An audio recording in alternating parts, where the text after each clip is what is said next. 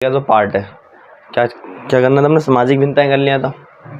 सामाजिक भिन्नताएं के साथ साथ हमने क्या कर लिया था?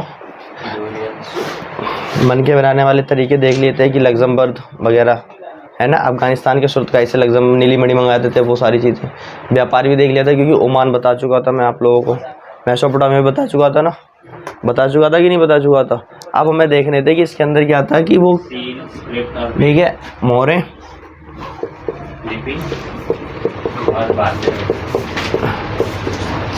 ठीक है, मोहरे लिपि और बाँट। क्या था? बाँट। बेसिकली कुछ नहीं है, बहुत इजी टॉपिक है, बड़े प्यार से समझो। सारी चीज़ें आज भी हम देखते हैं, ये सारी चीज़ें आज भी हम देखते हैं। कैसे देखते हैं कि हम कहीं भी दुकान पे जाते हैं तो बाँट का ही पहले ले लेते हैं। दुकान पे जाते हैं तो दुकान क्या करता है, हमें दुकान वाला सामान तौल के देखता है ना, जब हम केजी वाला लेते हैं, केजीवाल लेते हैं, केजरीवाल नहीं भाई, केजरीवाल नहीं, किलो के हिसाब से लेते हैं तो क्या लेते हैं हम? बाँट के हिसाब से लेते हैं ना, बाँट के हिसाब से। यानी कि इसको हम बोलते हैं माप तौल वाली विधि। यानी कि देखो वो लोग कितने ज़्यादा विकसित थे, एक उनकी श्रेणी, एक उनकी जो विकास का लेवल कितना ज़्यादा हाई था कि वो भी कोई भी चीज़ देंगे, वो किसके हिसाब से देंगे? वेट के हिसाब से। किसके हिसाब से? वेट के हिसाब से। किसके हिसाब से? वेट के हिसाब से। यानी कि इन्होंने बाँट की भी पद्धति अपना रखी थी भाई, जो भी देंगे तौल के देंगे, इतना लो और इतना दो। क्लियर? अब क्या आता है कि ये जो बाँट बनते थे वो एक पत्थर आता है चार्ट नामक।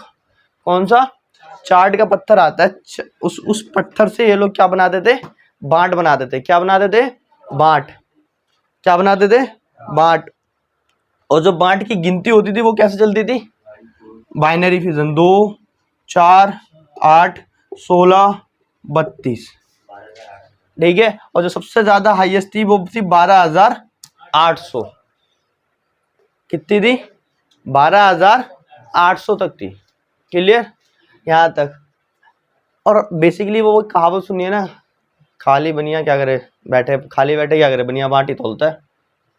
नहीं समझे?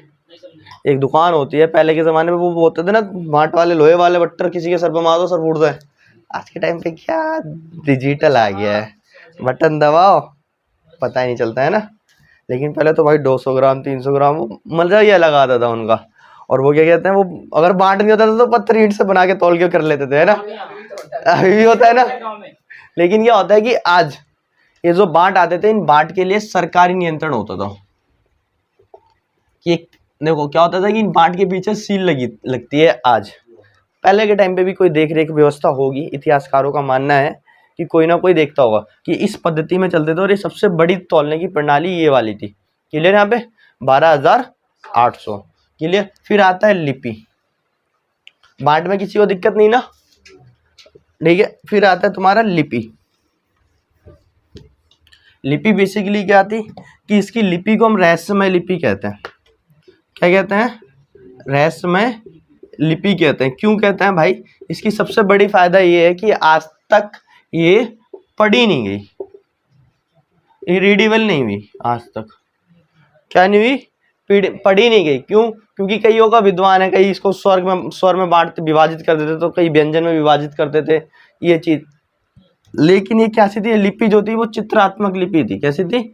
चित्रात्मक। और चित्रात्मक मतलब कि ड्राइंग वाली लिपि थी कि किसी साइन तरीके से। क्योंकि पहले के टाइम पे क्या होता था, दीवालों पे क्या ना क्या भित्ति चित्र बना देते थे ना, दीवार पर गुफाओं पे चित्र बना देते ना, इस तरीके से लिखा जाता था। लेकिन इसकी खासियत क्या थी? ये इधर से ऐसे लिखी जाती थी और इधर से ऐसे लिखी जाती थी। ठीक है।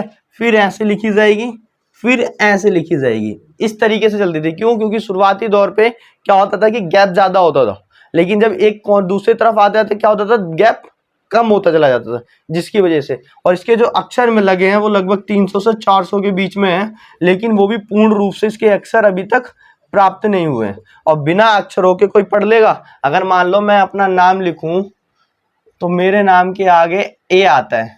अब लेकिन पता ही नहीं किसी को, कोई मेरे को जानता ही नहीं, मेरे से 100 साल बाद कोई इस नाम को देखेगा तो वो यहाँ क्या लगाएगा? कुछ लगाएगा? वो एक इमेजिनेशन करके, अगर मान लो उसे पता है कि हाँ इस अल्फाबेट 26 होते हैं, 26 ही होते हैं ना, 24 तो नहीं होते ना, ये अल्फाबेट 26 होते हैं, और इन 26 को उसे पता होगा तब तो वो एक एक करके ट्राई देखेगा कि यहाँ कहीं भी अगर ये मिल गया और कहीं भी उसे दस्तावेजों में ये मिल गया तो वो कह देगा आकाश है, नहीं तो वो तो लगाते ट्राई करता रह जाएगा ना, अगर नहीं पता चला कितने अल्फाबेट हैं। तो ऐसी चीज है यहाँ पे कि हम इसको नहीं पढ़ पाए। क्यों नहीं पढ़ पाए? क्योंकि स्पष्ट जानकारी नहीं मिली है। थोड़ी बहुत ट्राई करने की कोशिश करी है लेकिन ये भी अभी भी स्पष्ट नहीं हो सही है, इसलिए इसको हम क्या कहते हैं? एक रहस्यमय लिपि कहते हैं। क्या कहते हैं हम? रहस्यमय लिपि कहते हैं। और अभी भी ये काफी ज्यादा विवाद का विषय है कि इसको पढ़ा नहीं जा सका। क्यों? क्योंकि कहीं भी चित्र मिले हैं उकरे हुए, तो कहीं के जो अक्षर हैं बीच के वो गायब है, कहीं स्पष्ट नहीं है। जब स्पष्ट नहीं होंगे तो पता कैसे लगेगा? अनुमान कैसे लगा पाएंगे? हम लगा पाएंगे नहीं ना। ये चीज यहाँ पे थी। और इतिहासकार इतिहास क्या करते हैं? इमेजिनेशन करते हैं ना, साक्ष्यों के आधार पर बोलते हैं। तो ये चीज यहाँ थी। यहाँ में इसमें कोई दिक्कत बता दो भाई। क्या इसकी लिपि की सबसे बड़ी विशेषता क्या है? एक तो ये रहस्यमय है। क्यों रहस्यमय है? क्योंकि अभी तक ये पढ़ी नहीं गई है। इसके शब्द कितने हैं? 375, 300 से 400 के बीच में है। ठीक है, क्योंकि ये पूर्ण अक्षर प्राप्त नहीं हुए। लिपि कैसी है? चित्रात्मक है। लिखी कैसी जाती थी? बाएं बाएं से दाएं, दाएं से बाएं। क्लियर है यहाँ पे? हाँ है ना। ये इसकी क्या थी? इसके फीचर्स थे। यहाँ तक कोई दिक्कत? बहुत बढ़िया बच्चों, समझदार बच्चों तुम तो यार, काफी ज्यादा।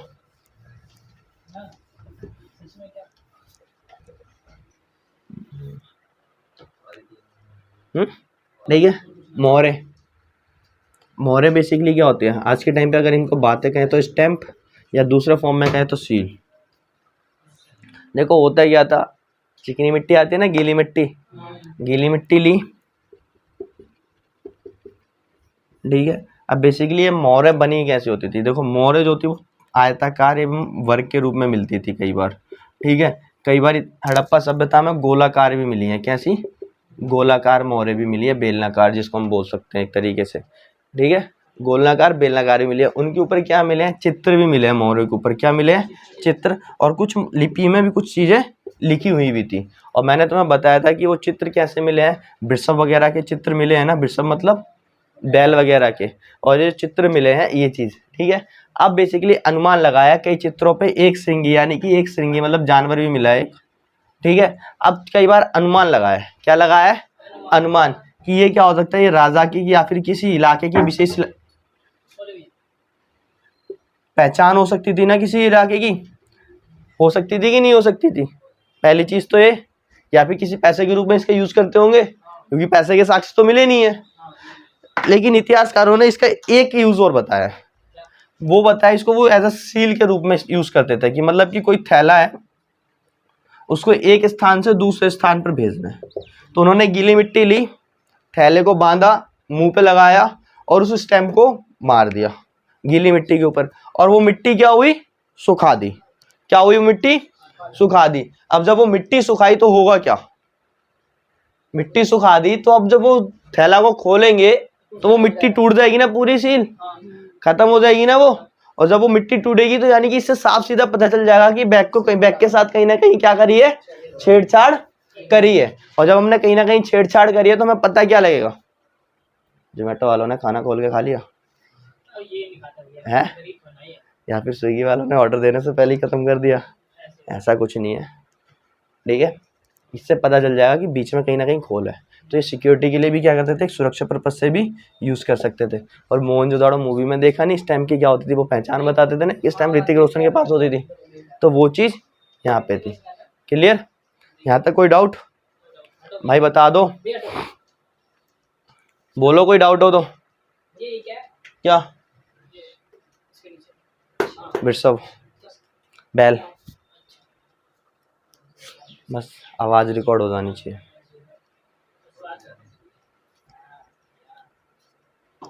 ठीक है, ये तो प्रत्यक्ष रूप से मैं दिख रही थी। लेकिन क्वेश्चन ये रेज उठता है, क्वेश्चन ये उठता है कि वहां पे शासन व्यवस्था थी क्या? वहां पर शासन व्यवस्था थी? अगर थी तो कैसी थी? नहीं थी तो क्यों नहीं थी? अगर राजा था तो हमें साक्ष्य क्यों नहीं मिलते? कई सारी चीजें है ना। तो ये जो विद्वान थे इतिहासकार, ये आपसी में विवाद रहा इनके पास। क्या रहा? विवाद रहा। क्यों रहा? कि भैया कुछ कहते थे कि क्या थी वहां पे, शासन व्यवस्था थी, और कुछ कहते थे कि वहां पे शासन व्यवस्था नहीं थी। क्लियर है? ठीक है। अब देखो ये तुम्हें ना ये दिखेंगे हमारे, कैसे लग रहे हैं? किसकी तरह लग रहा है? मेरी जैसे।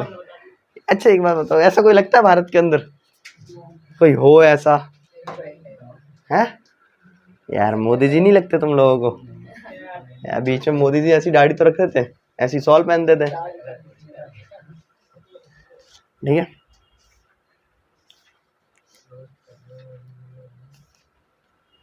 ठीक है, क्या हुआ कि देखो शासक की कुछ व्यवस्था तो नहीं थी वहां पे, लेकिन एक क्या था कि वहां पे एक पुरोहित राजा, जो भी मैंने फोटो दिखाई है आपको, ठीक है, क्या दिखाई है मैंने आपको? फोटो दिखाई है। ये जो फोटो थी इसको पुरोहित राजा की संज्ञा दी गई। क्या दी गई? पुरोहित राजा।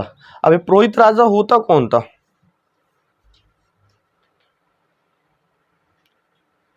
क्यों दी? होता कौन था? एक तरीके से एक अभिजात एलिस्ट क्लास का व्यक्ति होगा ना, एक ऊंचे वर्ग का, सम्राट वर्ग का, जो कहीं ना कहीं नियंत्रण, कहीं ना कहीं क्या नियंत्रण रखने की बात करता होगा, नियंत्रण की। ठीक है ना? और जब नियंत्रण रखेगा तो क्या होगा, ये चीजें। लेकिन कुछ इतिहासकारों का विवाद भी था। क्या था? इतिहासकारों का क्या था? विवाद भी था। क्यों था भाई विवाद? विवाद इसलिए था कि भाई उनका मानना था कि वहां पे शासक नहीं होते थे, शासक नहीं होते थे, बल्कि ये लोग क्या करते थे, सब साथ मिलकर काम करते थे। क्या करते थे? सब साथ मिलकर रहते थे।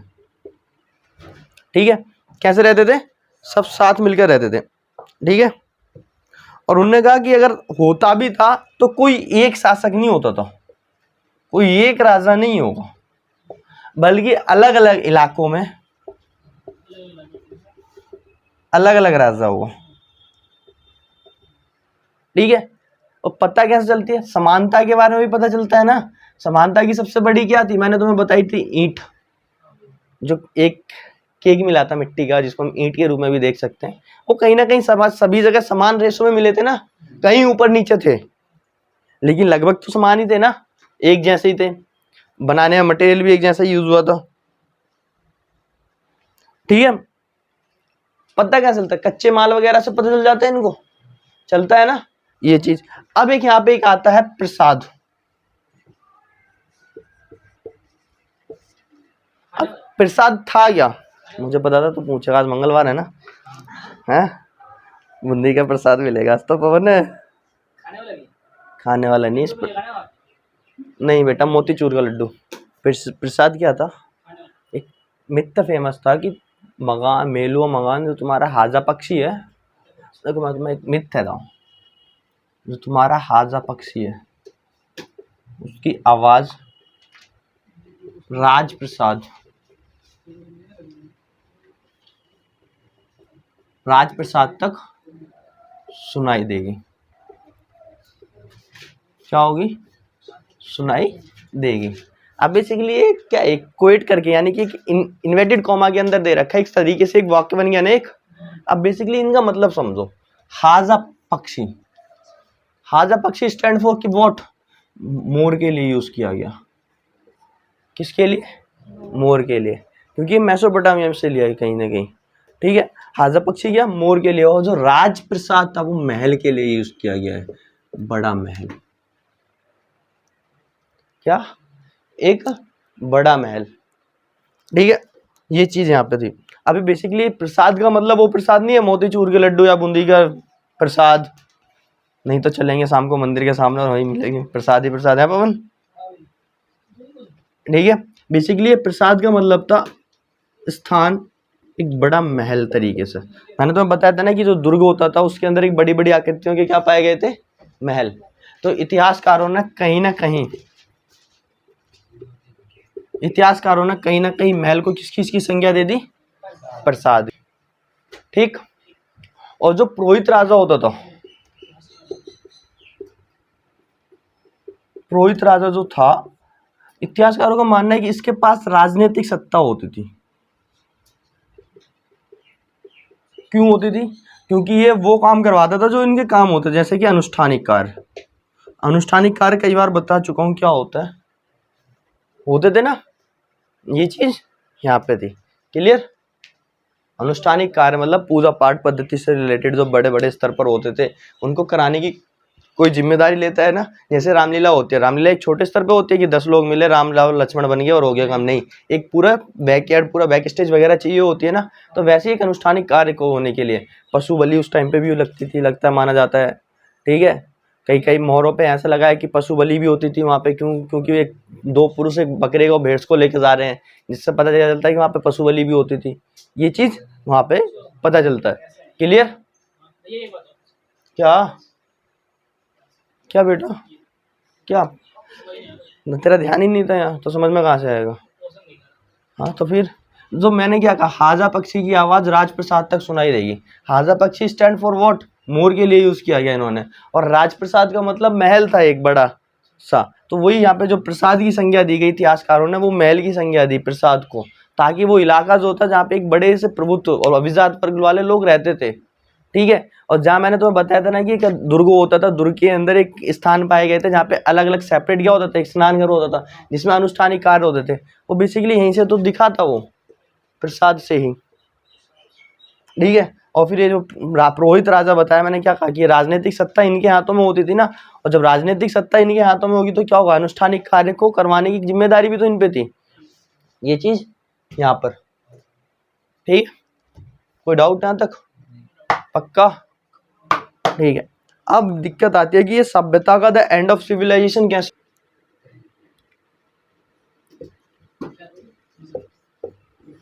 सभ्यता का अंत। अब सभ्यता का अंत कैसे होगा? अच्छा, किसी चीज का अंत होता है तो कैसे होगा? देखो, अंत कई तरीके से हो सकता है। तो सिंधु घाटी सभ्यता के इतिहासकारों का मानना है कि आर्यों ने आक्रमण करा था। मिथ है ये भी एक तरीके से। ठीक है, आर्यों ने आक्रमण करा। जब आर्यों ने आक्रमण करा तो जो यहाँ की जो लोकल स्थानीय निवासी थे उनका शासन व्यवस्था खत्म करके अपने आप को स्थापित करा और ये बाहर बाहर फैलने लग गए। दूसरा, यहाँ पे नदी जो थी, नदी ने क्या मोड़ लिया था, रास्ता मोड़ लिया, ताकि जो जिस सिंधु घाटी का जो इलाका था वहाँ पे सूखा पड़ा। सूखा पड़ने के साथ साथ वहाँ उपजाऊपनता नहीं है, उपजाऊ पड़ने के साथ साथ वहाँ के लोगों ने वहाँ से विस्थापित करके नई जगह जाने लग गए। और नई जगह जाएंगे तो क्या होगा, वहाँ को जगह खाली करनी पड़ेगी ना, उस सभ्यता को, उस स्थान को खत्म करना पड़ेगा ना, उस स्थान को तो छोड़ना ही पड़ेगा। वो चीजें, बाढ़ आ जाना, भूकंप, ठीक है, अकाल पड़ जाना, ठीक, या फिर किसी का युद्ध हो जाना, ये सारी चीजों की वजह से क्या हुई थी। इतिहासकारों का मानना है कि प्राकृतिक आपदाओं की वजह से क्या हुआ था, इस सभ्यता का अंत हुआ था। क्लियर? अब क्वेश्चन ये उठता है कि धर्म के ऊपर, कि सिंधु घाटी सभ्यता में पूजा करते थे, करते थे पूजा।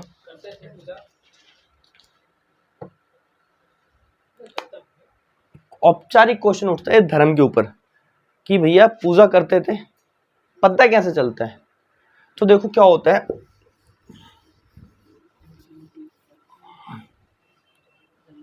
कि सिंधु घाटी सभ्यता में धर्म को लेकर इतिहासकारों ने बताया, मैं नहीं बोल रहा भाई, कहीं बोलो कि भैया ने बताया, तो भैया ने तो बताया ही बताया, साथ में भैया को किसने बताया? किताबों ने, इतिहासकारों की किताबों ने। ठीक है, धर्म को लेकर इतिहासकारों ने बोला कि सिंधु घाटी सभ्यताओं में महिलाओं को ज्यादा प्राथमिकता दी जाती थी। और आज भी सत्य बात है, हमारे यहाँ कोई भी पूजा होती है तो सबसे पहले किसको प्राथमिकता दी जाती है? महिलाओं को ना, लड़कियों को। चाहे देखो नवरात्रि हो, सबसे पहले कन्या पूजन होता है कि नहीं होता है, गृह अवस्था में भी कन्या पूजन होता है, लक्ष्मी मानी जाती है घर की। हमारे पास पिछले बार दो लक्ष्मी थी, इस बार एक भी लक्ष्मी नहीं है। हमारे पास स्वेच्छा है इस बार, खुद की इच्छा है ना। ठीक, तो उन्होंने क्या कहा कि इसको बात पता कैसे चलता है, क्योंकि वहां पे एक मृण मूर्ति मिलती है। मिट्टी की मूर्ति मिलती है एक नारी की, और माना जाता है कि ये यहाँ पे महिलाओं का, वो लोग महिलाओं की पूजा पाठ से रिलेटेड थे कुछ, ठीक है। मौर्य वगैरह में भी कुछ साक्ष्य मिलते हैं, लेकिन कुछ विवाद भी रहा है इस चीज़ पे। अगर वो करते तो कोई मंदिर वगैरह कहाँ थे, ठीक है। वो कहते हैं कि फिर शिवलिंग के आकार की भी कुछ चीज़ें मिली हैं, ठीक है। इस चीज़ पे यहाँ पे देखा गया, ठीक है। अब क्या होता है कि देखो उन्होंने एक चीज़ बताई कि शिवलिंग तो मिली थी वहाँ पे, ठीक है। इस तरीके से कुछ इस तरीके से जो हमें चीज़ें मिली वो उन्होंने शिवलिंग की संज्ञा दी है। किसकी दी है? शिवलिंग की संज्ञा दी है। लेकिन वो कहते हैं कि यहाँ पे ऋग्वेद की रचना भी होती है। क्या होती है? ऋग्वेद की रचना, जिसका कार्यकाल 1500 1000 ईसा पूर्व था। किससे? 1500 से 1000 ईसा पूर्व के दौरान क्या हुई थी? ऋग्वेद की रचना हुई थी। सबसे प्राचीन ग्रंथों में से एक है। हमारे यहाँ 4 ग्रंथ है ना, 4 वेद है ना, सॉरी, ऋग्वेद, यजुर्वेद, सामवेद और अर्थवेद। इन सब वेदों में से सबसे पुराना वेद कौन सा है? ऋग्वेद। और ऋग्वेद में जो यूज किया गया है किस चीज के लिए? रुद्र जो नाम यूज किया गया है वो किसके लिए यूज किया गया है? शिव के लिए। किसके लिए यूज किया गया है? शिव के लिए यूज किया गया है। किसके लिए यूज किया गया है? शिव के लिए। और वो कह रहे हैं कि कहीं ना कहीं सभ्यता सिंधु घाटी से भी क्या मिलते हैं? साक्ष्य मिलते हैं, जिसको हम क्या? आदि शिव। किसके लिए? आदि शिव। थोड़े से अपने बुक के बगल में देखो, यहाँ पे ना एक चीज दिख रही होगी और इसके नीचे एक चित्र होगा, दिखा? और इस चित्र के नीचे दिख रहा है कि एक आदि शिव की मूर्ति दिख रही होगी। और आदि शिव का मतलब इन्होंने रुद्र का यूज करा है। और रुद्र किसका नाम है? एक भगवान शिव का नाम है। क्लियर? इसलिए इतिहासकारों ने माना है कि कहीं ना कहीं इन पर डिबेट थी, कहीं ना कहीं ये टेंशन वाली बात थी, कॉन्फ्लिक्ट था कि यहाँ होते थे कि नहीं होते थे। तो वो कई बार बोलते हैं कि पूजा होती भी थी। जैसे अब अलग अलग बुकों में पढ़ोगे तो तुम्हें अलग अलग तरीके से पता चलेगा, लेकिन एनसीईआरटी के हिसाब से रखो कि हाँ मिली थी, पूजा मिली थी, क्योंकि हमें साक्ष्य मिले हैं। क्लियर है? यहाँ पे आगे देख, आगे देख।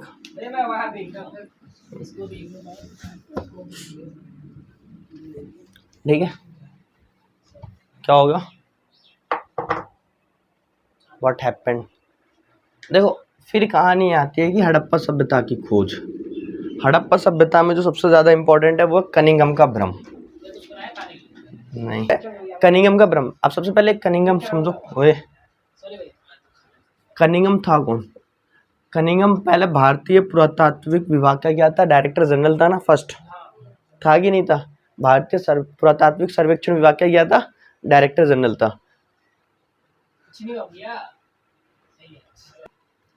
क्या होता है कनिंघम का भ्रम? तुम्हें पता है कि भारतीय पुरातात्विक सर्वेक्षण विभाग का पहला डायरेक्टर जनरल था। उसने क्या करी थी? उसकी खोज करनी स्टार्ट करी। किस चीज में? इतिहास में उसकी क्या थी? रुचि थी। और इतिहास में कौन सी? प्रारंभिक इतिहास में रुचि थी। किसमें? प्रारंभिक इतिहास में क्या थी? रुचि थी। और उसके लिए इस चीज की इतिहास की रुचि को जानने के लिए उसने किसका? साहित्यिक स्रोतों का क्या करा?